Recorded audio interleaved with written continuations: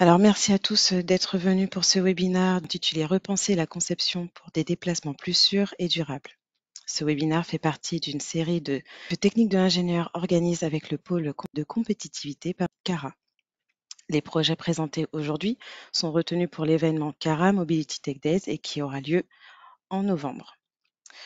Donc aujourd'hui, nous allons vous présenter 3 projets. Dans un premier temps, des solutions innovantes pour le blindage des câbles par Noémie Noiret.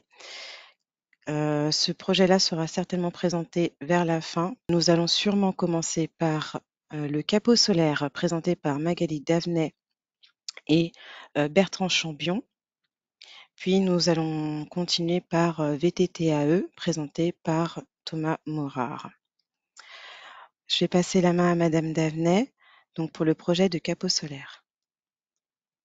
Bonjour à tout le monde, merci pour la possibilité de présenter ce joli sujet. Nous allons parler de l'intégration innovante du solaire dans la mobilité et plus particulièrement dans le véhicule, avec un petit contexte sur tout ce qui est intégration du solaire dans la mobilité avec quelques cas d'usage et des exemples. Et après, un focus plus particulier sur le prototype qui sera présenté au Tech Day lors des journées CARA et également qui a été présenté au CES de Las Vegas en partenariat avec la société Stellantis. Un petit mot d'introduction sur qui nous sommes. Donc, nous avons tout un centre sur l'énergie solaire qui est situé au Bourget du Lac, avec toute une partie recherche du CEA. Donc à peu près 500 personnes qui couvrent toute la chaîne de la valeur. Donc on va travailler depuis les matériaux et les cellules solaires photovoltaïques jusqu'au module intégration. Donc ça va être tout ce qui est process et équipement. Alors on va bien sûr développer les technologies pour les champs solaires, mais aussi sur ce qu'on appelle l'intégration du solaire everywhere, donc notamment la mobilité, la mobilité et le véhicule. Et on va bien sûr jusqu'à une intégration en lien avec les batteries, en lien avec l'électronique et en lien avec tout ce qui est prédiction et diagnostic. Alors juste, donc on se présente bien sûr dans le contexte de tout ce qui va être décarbonation des transports et de l'automobile, avec des visions des différents players de l'automotive assez consensuels vers une décarbonation de cette phase de transport. Donc on va accompagner tout ce qui est bien sûr véhicules électriques, réduire la consommation carbone, et le solaire est un des développements et un des drivers sur lequel on travaille.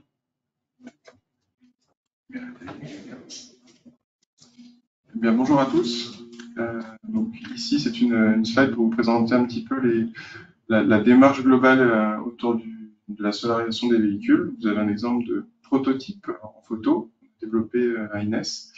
Et autour, toutes les questions qu'on va se poser finalement partant de la surface, comment on va fixer tout ça sur le véhicule, comment on va l'intégrer au véhicule, comment on va utiliser l'énergie, et puis où on va se placer, est-ce qu'on va faire des kilomètres solaires à l'année, combien on va en faire, et puis quelles sont finalement les valeurs clients finales que l'on va valoriser à travers cette technologie. Ça, c'est plus pour l'introduction. La slide suivante vous présente juste quelques exemples de cas d'études que nous avons étudiés avec les équipes INES. Donc ça va des véhicules très très lourds, donc du transport très lourd, en haut à gauche, c'est un exemple, une solarisation de véhicules et de remorques, jusqu'à la mobilité très légère ou ultra légère, jusqu'aux véhicules type vélo électrique ou assistance électrique en bas à droite. Et puis on a tous les intermédiaires. Et une des clés de l'application VIPV, donc PV intégré véhicule, va être la donnée de sortie et puis la valeur client. Donc, vous avez quelques exemples en bas. Donc ça va finalement de la distance parcourue uniquement grâce au solaire jusqu'à l'alimentation on peut imaginer des fonctions auxiliaires au véhicule qui n'est pas forcément purement pour la mobilité. Puis entre les deux, on a tout ce qui peut être en intermédiaire avec les réductions CO2. On peut réduire sa facture d'électricité à la fin du mois ou de l'année, espacer les recharges et penser à, par exemple, des histoires de confort utilisateur comme la climatisation ou chauffage. On a finalement une méthodologie, enfin un guide un petit peu qu'on a construit au cours des différents projets et projets R&D à INES, avec 3 piliers. Donc le premier pilier, finalement, c'est au départ, qu'est-ce qu'on veut réellement? C'est-à-dire, est-ce qu'on veut avoir un bel objet à la fin, typiquement une toiture solaire pour un véhicule de série, par exemple, donc qui sera plutôt orienté sur la partie esthétique avant énergétique, ou alors est-ce qu'on pense à un véhicule complètement orienté sur le solaire, comme la Lightyear Zero que vous avez dans la première colonne à droite, la colonne de gauche, pardon, sur la photo de droite, désolé. Et ça, c'est la première question à se poser. Voilà, qu'est-ce qu'on veut avec ce PV intégré véhicule? La deuxième question, c'est pour quel véhicule on va l'intégrer. Donc, on peut avoir différents types de véhicules. Sur la colonne de centrale, vous avez 2 types de photos. À gauche, donc la Fisker, qui a un modèle de véhicule type SUV qui a été solarisé. Donc là, on voit très bien l'intérêt de l'esthétique et du design sur la toiture. Donc clairement, c'est pas forcément optimisé pour la production solaire, mais clairement, c'est du solaire embarqué pour l'esthétique avant tout. Et puis à droite, on a un produit qui s'appelle la bagnole de Kilo, qui là est un véhicule très léger et qui finalement, par ses spécifications de consommation, de masse et puis de surface disponible, apparaît comme très intéressant pour valoriser l'énergie PV embarquée. Et la troisième colonne, c'est très orienté sur la partie usage, où là, on peut avoir finalement des véhicules qui se ressemblent beaucoup, a priori. Donc là, ici, on a 2 types de bus. À gauche, le bus électrique urbain, qui, par son nom, qui indique que roule la journée, principalement. Et puis à droite, le véhicule bus classique qui peut rouler la journée, la nuit, sur des longues distances, et pas forcément de planning prédéfini. Donc là, on va comprendre qu'un bus urbain qui roule la journée va être plus facilement intégrable, on va pouvoir plus facilement intégrer du PV pour utiliser l'énergie directement et se passer d'un stockage, par exemple. Ça, c'est un point important. Donc, le use case est aussi important. Pour vous donner quelques exemples, tout à l'heure, on a parlé de la première colonne. Donc, qu'est-ce qu'on fait de cette énergie? Est-ce que c'est un réel besoin ou plutôt esthétique? Pour vous donner un petit peu des chiffres, sans entrer dans le détail, à gauche, on a un véhicule de série qui a été équipé avec du solaire. Donc, on est parti d'un véhicule qui est déjà existant et on a voulu le solariser. Donc, on n'a pas fait l'exercice depuis le départ. Donc, on arrive à des performances, on va dire, moyennes, avec à peu près 120 km à l'année, accessible par le solaire. Et puis, la partie droite, on est sur un véhicule qui a été pensé dès le début pour le solaire. Là, on a vraiment optimisé les surfaces, donc on a pu embarquer jusqu'à 1 kW d'énergie PV. Et là, on peut atteindre des distances beaucoup plus importantes, jusqu'à 4000, voire plus. Et c'est des données qui ont été réellement mesurées sur le véhicule. Le point sur les spécifications véhicules, où là, on peut avoir vraiment des résultats très différents. Sur la partie gauche, on a un véhicule standard de fabricant classique qu'on va venir solariser et puis on va essayer quand même de l'optimiser un minimum par rapport au monde automobile actuel. On a pas mal de contraintes, on a pas mal de complexité en termes d'intégration caisse, mais aussi système électrique interne véhicule. Et on va pouvoir atteindre des performances en termes de kilomètres solaires entre 120 et 650 km par an sur des projections réalistes. Et puis la partie véhicule plus léger, où justement les spécifications véhicules se prêtent beaucoup plus à l'intégration solaire. On est sur des tensions batterie de fonctionnement qui sont beaucoup plus basses, donc on supprime par exemple des leviers et des verrous en termes de sécurité passager, et on peut facilement intégrer du PV et atteindre des autonomies jusqu'à 1300 km par an sur des projections réalistes encore une fois. Et la dernière comparaison, voilà, c'est comparer différents use cases. Donc à gauche, on retrouve l'usage précédent avec un véhicule de Monsieur Tout le Monde, où là on est sur une phase qui est très très clairement orientée sur le parking. La personne lambda va avoir son véhicule stationné 90 voire plus du temps, contrairement à la phase de roulage. Et la phase de roulage, c'est finalement la phase la plus facile pour utiliser l'énergie PV, parce que le véhicule est déjà allumé. Ça, c'est un point vraiment important et c'est vraiment le point qu'on va retrouver sur la partie de droite ici, donc le bus électrique urbain que j'ai présenté tout à l'heure, où là, c'est finalement facilité par l'usage intrinsèque du véhicule urbain la journée. Donc là, on a une facilité pour utiliser l'énergie qui est directement produite par les panneaux. On peut même se passer de la partie stockage.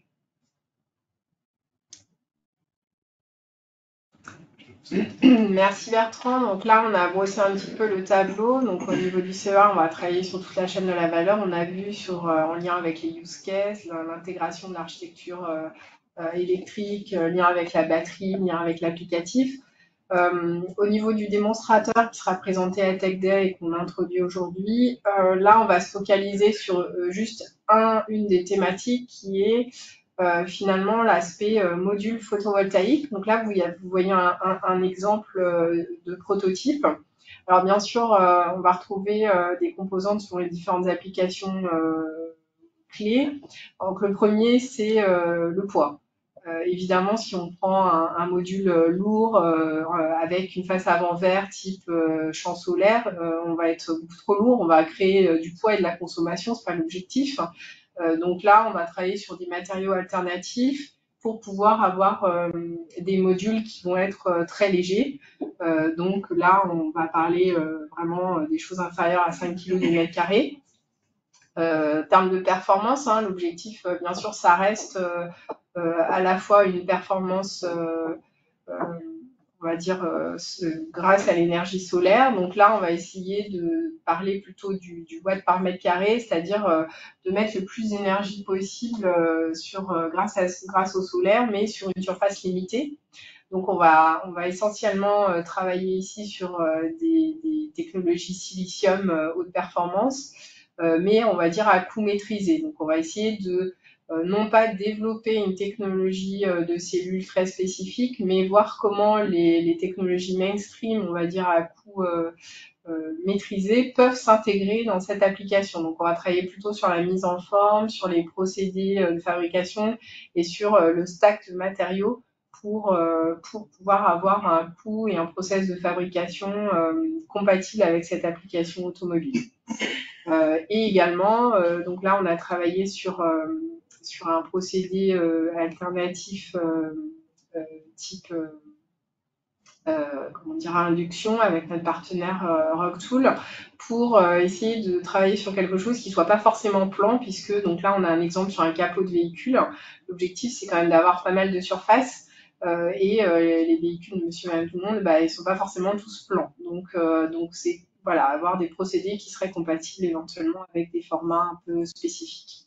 Bien sûr, le dernier point, qui apparaît moins visuellement, mais il y a l'aspect empreinte carbone et sustainability, puisque l'objectif, c'est quand même de réduire aussi l'empreinte carbone. Donc, on va travailler sur un stack de matériaux type thermoplastique pour pouvoir aussi le recycler plus facilement en fin de vie et avoir des choses qui soient basse empreinte carbone. Voilà, donc ça, c'est un des exemples de prototypes sur lequel nous travaillons. Voilà, pour conclure un peu sur le VIPV. Et pour conclure, voilà, pour avoir quelque chose d'efficace et puis de pertinent en termes d'application VIPV, finalement, il faut répondre à un faisceau de questions qui inclut vraiment une vision système. Alors, de la partie du end user, qu'est-ce qu'on veut à la fin pour la valeur client? Et puis ensuite, va décliner sur tout ce qui est véhicule, donc la partie spécification véhicule. Est-ce qu'on veut quelque chose sur orienté kilomètre, orienté autre valeur? Et puis, le use case va être très important également à analyser. Et une fois qu'on a tout ça, on peut analyser où on a les leviers et où on n'a pas de levier pour proposer des solutions sur les bons véhicules. Et donc, en bas, vous avez 3 exemples de véhicules qui, pour en tout cas l'application VIPV, est pertinent en termes de kilomètres et gain CO2 en émissions équivalentes. Donc, vous avez typiquement le trike électrique ou vélo à assistance électrique. Donc là, bien sûr, on a une consommation très faible et une potentielle surface très forte par rapport à la consommation. Le bus électrique urbain, surtout pour le use case durant la journée. Donc là, on peut même retirer la partie stockage énergétique qui peut être très, très avantageuse en termes de simplicité. Et puis à droite, un exemple de remorque de camion qui, là, va adresser vraiment la partie CO2. C'est-à-dire qu'on va pouvoir alimenter des fonctions auxiliaires du véhicule, un haillon arrière, un groupe frigo, un groupe de chauffage ou autre, ou une cellule de vie par exemple, sans allumer le moteur diesel ou thermique. Donc là, on économise directement du CO2 en termes d'émissions. Et voilà, pour aller plus loin, il y a quelques pistes également, notamment sur des fonctions backup qui sont plutôt orientées sur des zones à risque en termes de catastrophes naturelles comme le Japon, où eux sont vraiment portés sur la partie VIPV en backup en cas de catastrophe naturelle. Donc ça, c'est un peu une autre approche par rapport au périmètre France ou Europe. Voilà, et on pourra répondre à la fin de la session aux questions éventuelles. Merci. Merci à vous deux. Maintenant, nous allons passer donc à Monsieur Morard avec le VTT AE. Je vous laisse la main. Bonjour à toutes et bonjour à tous. Je suis Thomas Morard, directeur R&D sur la mobilité électrique chez Saint-Jean Industries, et j'ai le plaisir de vous présenter le sujet VTT AE suspendu doté d'un cadre monocoque en fonderie.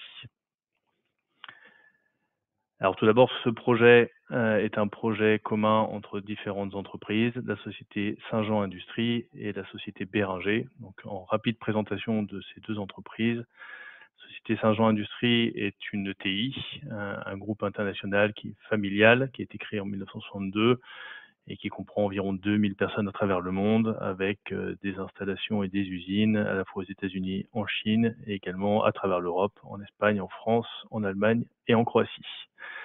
Cette société est principalement axée sur le marché de l'automobile en fournissant des pièces de châssis, de trains roulants et des solutions également de crash management, de casing batterie et de structure. L'autre partenaire est la société Béringer, qui est une société qui a été créée en 1985 autour de solutions de freinage et notamment de freinage moto.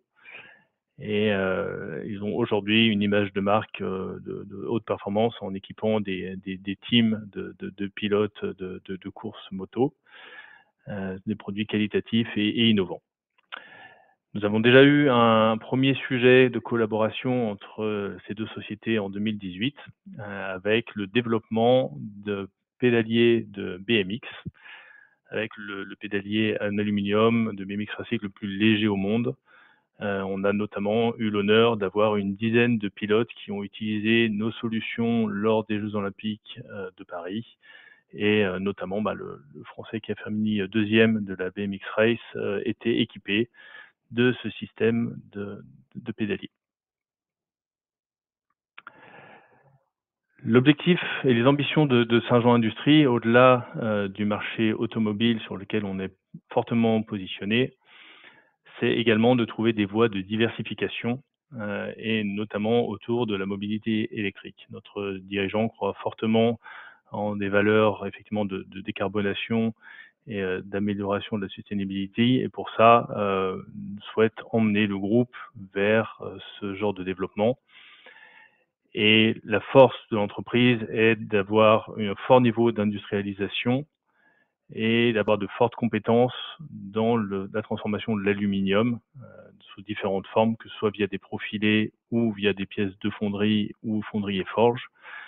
Et on a mis en place une organisation qui est liée aux besoins du monde automobile. Et donc, en mariant tout ça, on peut faire profiter des acteurs de la mobilité, de nos solutions et de nos expertises.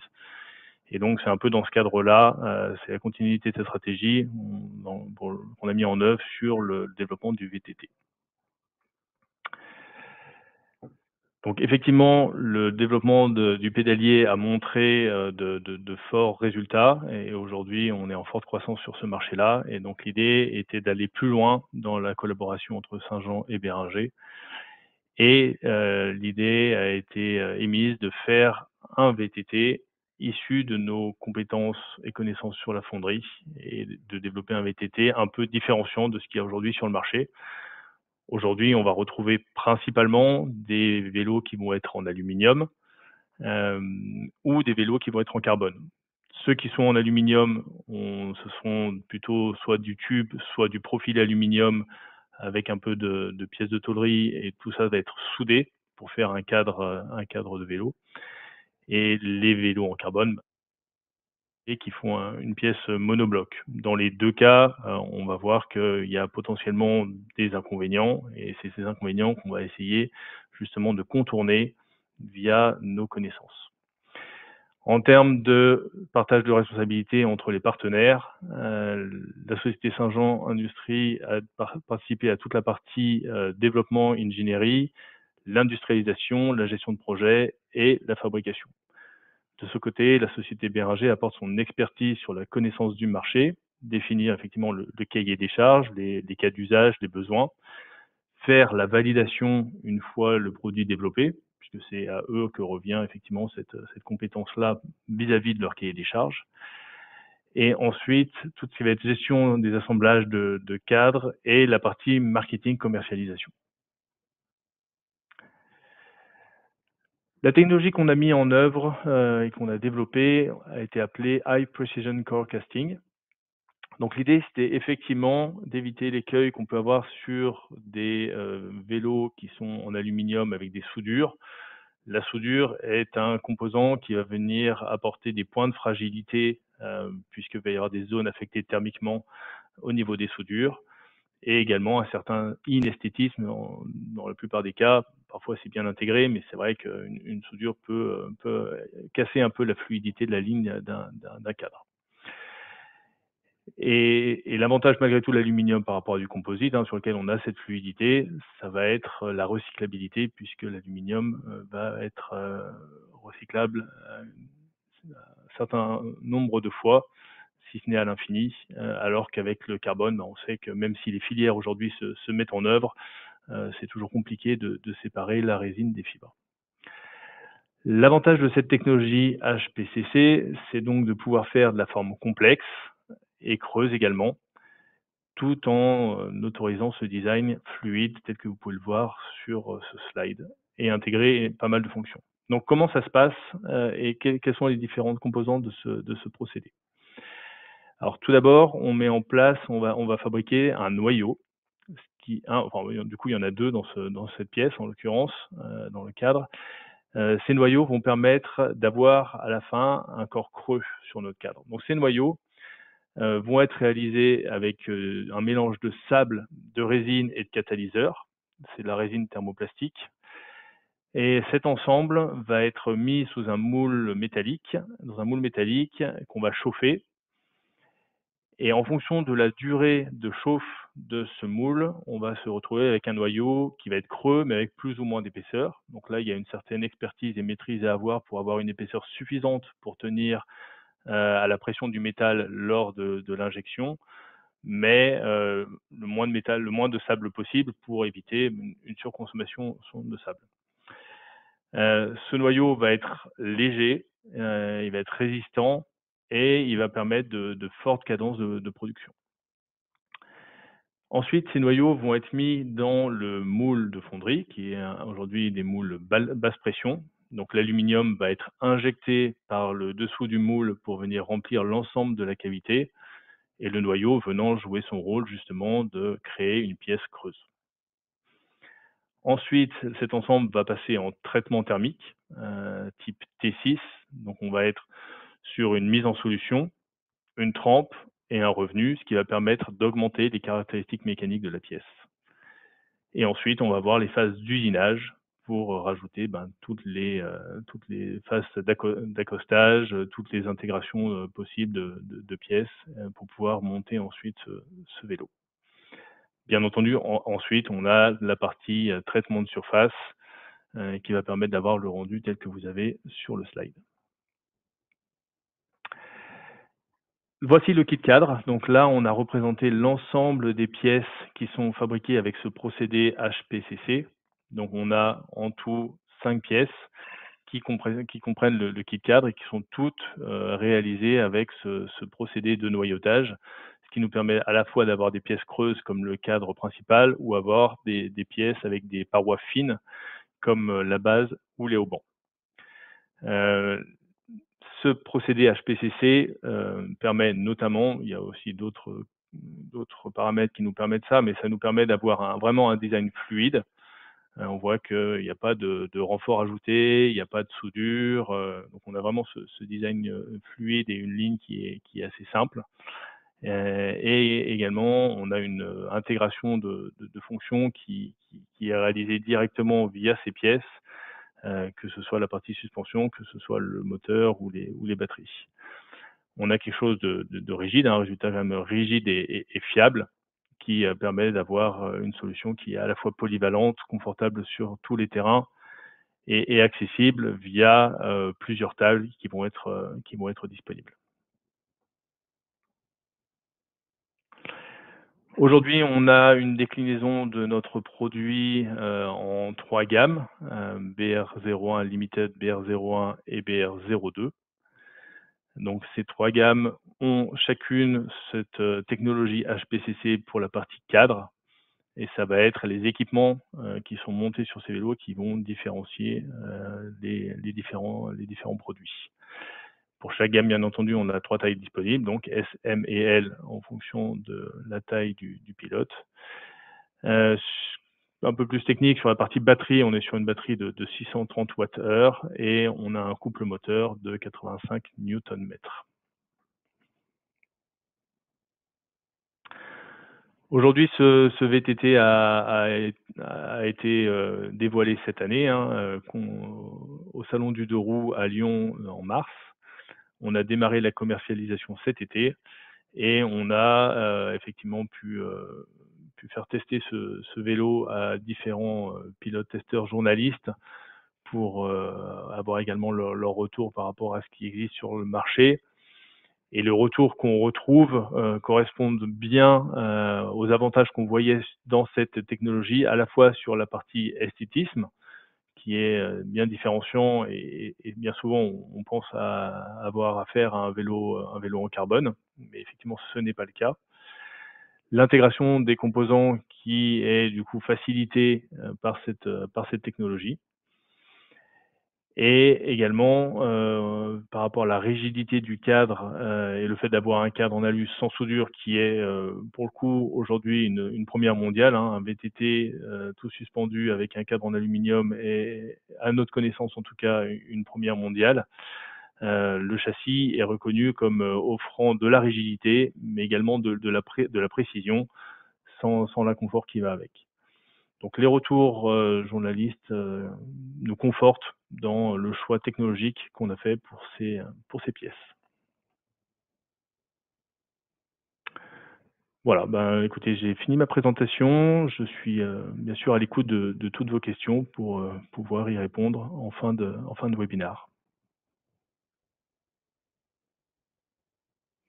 Merci beaucoup, Monsieur Morard.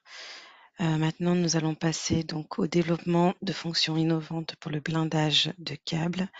Bonjour, moi je suis Noémie Noiret, donc je suis responsable du service recherche et développement chez Tress Industries, donc qui est une entreprise du groupe Texprotec, donc qui travaille dans les textiles techniques.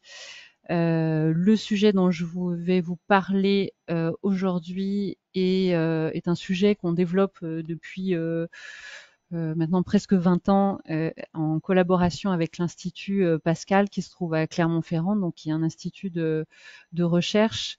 Et dans ce pôle recherche, il y a notamment une grosse équipe de chercheurs qui travaillent sur la compatibilité électromagnétique. Donc, je vais vous parler, moi, du développement de fonctions innovantes pour le blindage des câbles. Alors déjà, Tress Industries, c'est une PME d'environ 200 personnes qui est basée à Ambert, dans le Puy-de-Dôme, depuis 1906. Donc on a un gros savoir-faire sur différents process. Donc le process principal, c'est le tressage. On fait du tissage aussi, on travaille les fils métalliques, donc ces fils métalliques, notamment le cuivre rouge, cuivre étamé, on vient le travailler, on vient le tauronner, on peut faire de l'induction de nos produits, on a des extrudeuses, on fait du surtressage de câbles, on On a un gros capacitaire, notamment environ 1000 machines qui sont toutes sur site, qui sont toutes basées en France. Voilà, on a un chiffre d'affaires d'environ 30 millions d'euros et on livre le monde entier. Alors déjà, pourquoi le blindage électromagnétique? Qu'est-ce que c'est? On vient en fait sécuriser l'environnement de câbles dans lequel passe du courant. Donc dès qu'on a un courant, d'après la loi d'Ampère, on a forcément des champs électriques et des champs magnétiques qui sont induits. Et ces champs électriques et ces champs magnétiques, ils sont très perturbateurs pour les systèmes qui entourent, qui sont proches de l'environnement du câble, et pour les personnes, parce que voilà, c'est aussi régulé pour voilà pour il y a une régulation de ce que peut accepter le corps humain aussi en termes d'ondes électriques et d'ondes magnétiques. Donc voilà, donc on travaille le blindage électromagnétique nous sur les câbles directement de puissance. On est donc une équipe pluridisciplinaire en collaboration donc avec l'université Blaise Pascal pour proposer vraiment des fonctions efficaces. On travaille beaucoup le design to cost, donc avec nos clients. Nos clients sont principalement des clients du marché automobile, donc pour véhicules 100% électriques et les véhicules hybrides. Mais voilà, on peut être amené à travailler aussi pour l'aéronautique, pour le ferroviaire, en fait pour tous les marchés où il y a de l'énergie qui passe dans un câble. Donc on travaille sur tout niveau de fréquence, donc sur basse fréquence et haute fréquence. On amène de la légèreté, de la résistance à l'abrasion. On sait notamment dans les véhicules qu'on a, notamment sous capot, on a de moins en moins de place et que la hiérarchie, l'architecture, je veux dire, de câblage, elle est faite à la toute fin. Donc voilà, on a vraiment beaucoup de contraintes de place et donc des contacts qui se font à la fin des projets.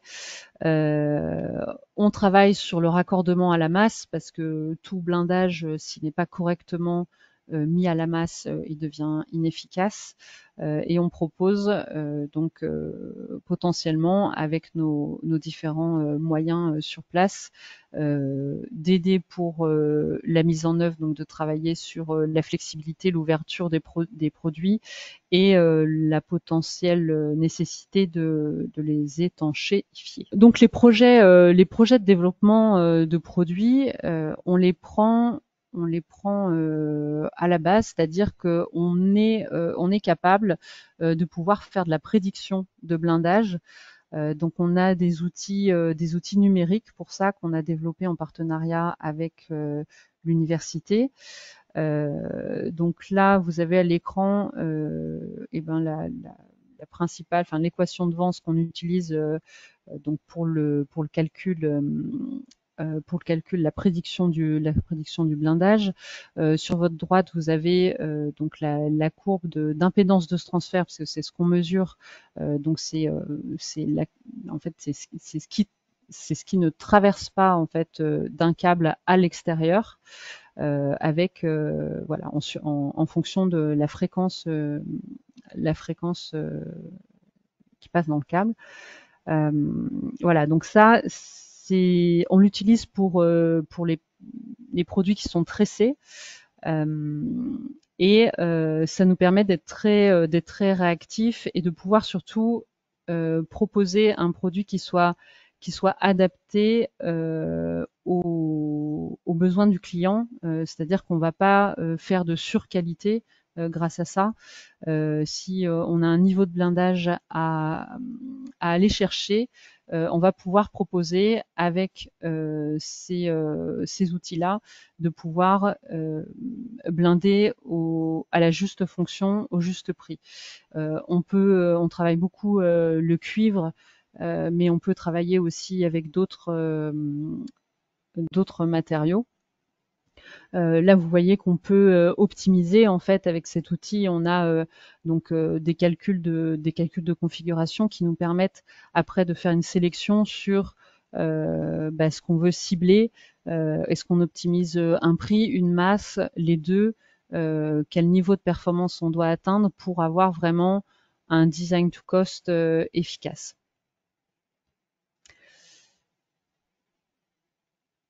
Pour illustrer en fait ce qu'on peut proposer, on a fait le comparatif entre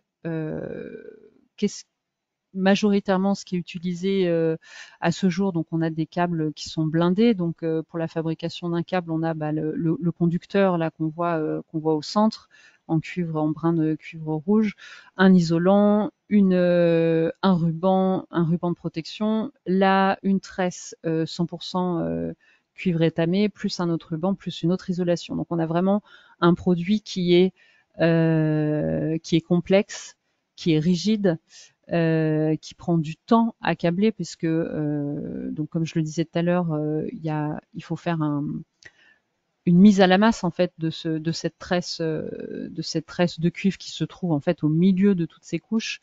Donc c'est un produit souvent qui est utilisé, mais qui pose des problèmes en fait en termes de souplesse, en termes de coût et en termes de poids. Donc nous, qu'est-ce qu'on propose pour ce besoin-là? On propose de mettre un blindage périphérique, donc qui est une solution hybride, où on a fait un mélange de monofilaments de fils thermoplastiques mélangés à des fils de cuivre étamé.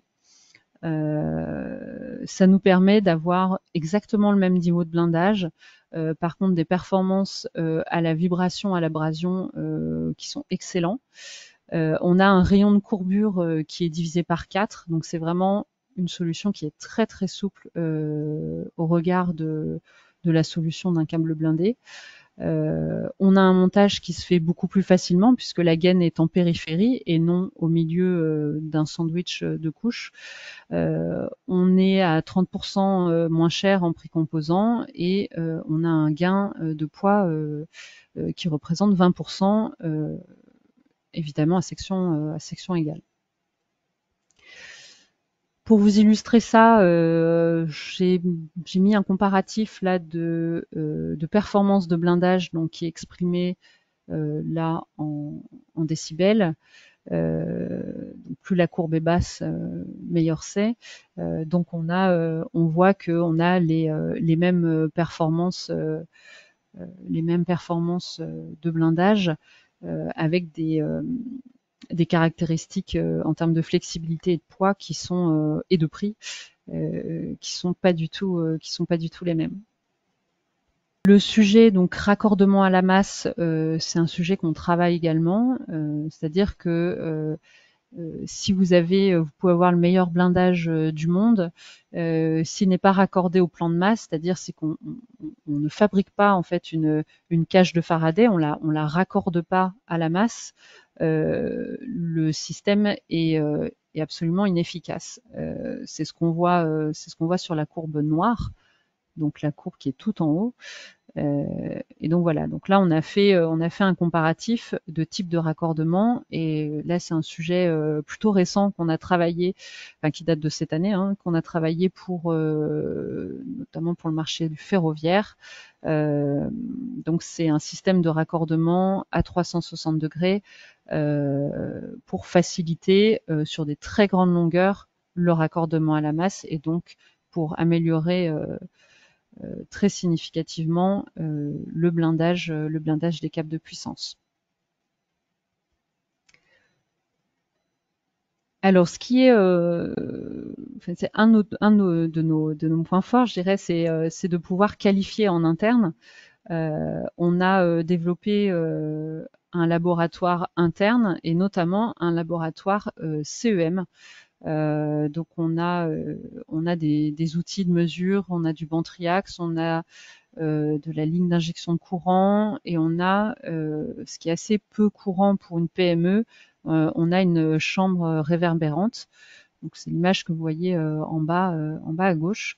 Voilà, ça nous permet d'aller chercher les hautes fréquences qui peuvent être utilisées notamment dans l'aéronautique et pour le militaire. Merci de votre Parfait. attention. Je reste disponible pour toute question. Merci beaucoup, Madame Noiret. Nous allons passer à la session questions-réponses. Alors, première question pour Madame Noiret. Combien de temps faut-il pour le développement d'une solution dédiée? Alors, ça va évidemment, ça va dépendre du cahier des charges, mais si on a un client qui a des problèmes de blindage de câbles, on peut répondre et proposer une solution en 3 semaines. En 3 semaines, on peut qualifier un blindage, faire un prototype et le proposer à nos clients. Très bien, merci. Pour Monsieur Morard, où peut-on trouver votre produit? Donc aujourd'hui, on est effectivement en phase de commercialisation, en essayant de se rapprocher des acteurs les plus pertinents par rapport à notre produit. Donc on a déjà mis quelques vélos en démonstration dans certaines boutiques. On est en discussion avec des magasins. Le prochain événement auquel on va participer et il y aura possibilité de voir les produits et même de les tester va être le Rock d'Azur, qui se tient du 9 au 13 octobre à Fréjus dans le sud de la France. Donc ça peut être une bonne option et sinon n'hésitez pas à me contacter pour que je puisse vous donner les premières adresses des magasins dans lesquels nos vélos sont visibles. Merci beaucoup. Madame Davenet et Monsieur Chambion, y a-t-il des essais en ce moment ou prévus sur les véhicules? Alors, on peut répondre de deux manières. Alors, sur le prototype qui a été présenté, pas encore, c'est un prototype à l'échelle 1 tiers. Par contre, oui, on a des essais sur véhicules pour mesurer dans des conditions réelles représentatives depuis plus de 2 ans et demi. Et donc, on va mettre des différents types de modules, on va le relier avec différents types d'architecture et on va collecter les données réelles qu'on va comparer à la prédiction. Donc là, effectivement, on trouve, on va dire, beaucoup de données marketing sur l'intégration du PV dans le véhicule, mais voilà, l'idée, c'était vraiment de mesurer la vraie production, évidemment comparée aux conditions d'ensoleillement et autres, pour recaler des modèles en conditions réelles. Et puis, les pertes, où elles se situent et comment on peut les réduire en fait. Parfait. Très bien, merci. Monsieur Morard, quelle gamme de prix pour les VTT, s'il vous plaît? Alors, sur les 3 différentes gammes qui sont dotées d'équipements à différents niveaux d'équipement, on va se situer entre 7 000 et 10 000 euros. 9 500 euros exactement pour celui qui est le mieux doté, ce qui correspond à peu près au marché actuel. Là, on est sur un vélo made in France, même si aujourd'hui, on sait que le marché est assez compliqué, mais aujourd'hui, c'est notre gamme de prix. Merci. Madame Noiret, quel est le profil de votre équipe R&D? Alors on est 7 personnes, donc on a des ingénieurs, des techniciens et un doctorant. On travaille les matériaux, donc les métaux. On a des profils voilà, ingénieurs matériaux, docteurs matériaux, ingénieurs textiles techniques, ingénieurs CEM. Et on a des techniciens en tissage notamment et au laboratoire on a 2 personnes qui sont chimistes.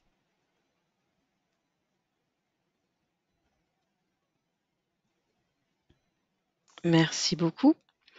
Alors, Madame Davenet et Monsieur Chambion, quels défis rencontrez-vous lors de l'intégration des panneaux dans la structure de la voiture? Alors, en termes d'intégration, donc, ils sont de différentes natures. Tout d'abord, la forme. On peut avoir différentes formes finalement, à répondre en termes de fabrication. Donc, il y a différentes stratégies pour ça. Et puis ensuite, en termes de surface à couvrir, on a différents types de modules photovoltaïques à intégrer sur les véhicules. Ça peut être sur des bases comme les toits panoramiques, donc ça va être une structure verte qui est relativement robuste, on va dire, mécaniquement. Et ensuite, on a différentes autres solutions qui peuvent être polymères, composites, en forme ou déformables, qu'on va venir intégrer sur les véhicules. Après, on a les Allez-y. contraintes qu'on a forcément souvent dans le photovoltaïque, c'est pour les véhicules, on va dire, grand public, c'est aussi la partie peinture et revêtement esthétique. Donc ça, alors aujourd'hui, les modèles qui sont sortis sont plutôt avec une stratégie de montrer le photovoltaïque. Mais dès lors où on va commencer à se dire si par contre on ne veut plus le voir du tout, ce qui est possible, ce qu'on voyait sur le prototype, et ben là il va falloir avoir la couleur, et puis il y a des températures, des aspects peinture qui sont aussi, on va dire, compliqués pour la partie module PV. Voilà. Là, il y a aussi ces contraintes-là d'intégration. Et là, on parlait d'intégration du module PV, mais après, il y a tout ce qui est intégration électrique, intégration des câbles, intégration mécanique. Voilà, il y a vraiment derrière, on va dire, la partie module qui est entre guillemets le haut de l'iceberg, mais il y a tout ce qu'on ne voit pas qui finalement peut impacter moitié sur la performance. Donc la manière dont on va faire la connexion de l'architecture électrique avec la batterie. Donc voilà, donc c'est pas juste une intégration, on va dire, sur le haut du véhicule, c'est une intégration globale finalement à l'architecture électrique et aux câbles et autres du véhicule. Donc c'est vraiment, il faut que ce soit pensé dans la globalité. Très bien, merci. Pour Monsieur Morard, quel est le poids de ce VTT? Enfin, même des trois en général peut-être? Alors on va prendre un taille M qui est le milieu de gamme, on va dire, puis quelle que soit la finition. On est sur un produit qui fait aujourd'hui, intégrant la batterie, 23 kg. Donc on est dans la moyenne du marché. L'idée sur l'exercice qu'on a fait là n'était pas de faire le VTT le plus léger. Il y a moyen de faire plus léger, mais on voulait déjà valider cette technologie et ce concept sur quelque chose de robuste, mais ça nous permet de cranter et d'envisager dans le futur d'utiliser cette technologie pour faire effectivement des solutions d'allègement complémentaires. Merci beaucoup. Vraiment désolée. Monsieur Chambion et Madame Davenet, quel est le coût de cette option? Alors, si je lis la question, en fait, c'est pas tout à fait ça, si je me trompe pas. Il y a le coût de l'option finalement qui va être, on vise sur du standard, elle est inférieure à 40-50 centimes d'euros par watt. Donc une option, on va dire, selon les fabricants de véhicules et les gammes, moins de 1 000 euros d'option. 6 000 euros, voilà, à peu près la cible. Voilà, sur des choses où il y a un aspect esthétique, une surface et autres. Par contre, dans la question, je vois aussi le coût du remplacement. Donc ça, c'est autre chose, parce que du coup, ça va être finalement différent de se dire combien ça coûte si on l'intègre au début et comment ça se passe s'il y a un accident et qu'on doit l'enlever. Donc effectivement, c'est des choses sur lesquelles on travaille, de voir comment ça s'enlève ou ça se détériore. Et par contre, dans la détérioration, je vois qu'il y a une question, enfin, dans la question, il y a marqué dégâts type grêle et il faut quand même garder à l'esprit que les modules PV, de manière générale, ils tiennent à la grêle. Hein.